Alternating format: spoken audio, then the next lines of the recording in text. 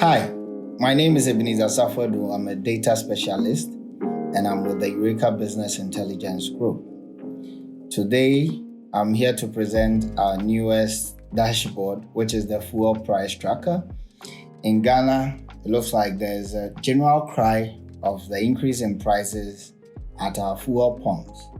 And therefore, we thought it wise to build a dashboard first for use for ourselves. And therefore, we decided to make it public so that people could actually appreciate and use it. So our fuel price tracker dashboard is what we are presenting to you today, and is what you can see on my screen.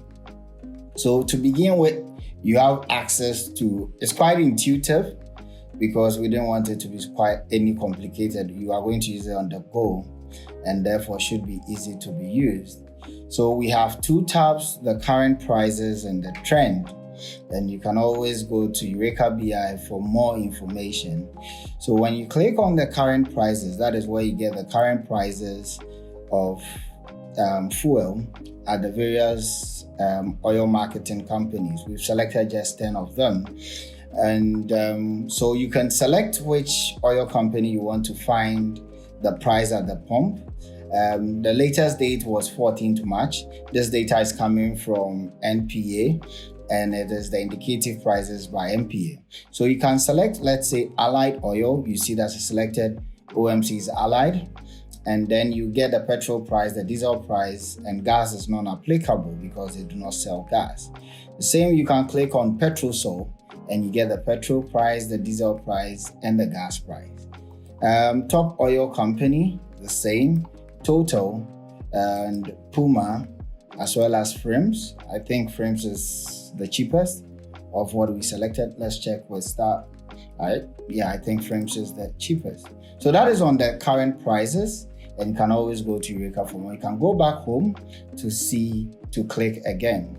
So let's go to the other side, which is the trend.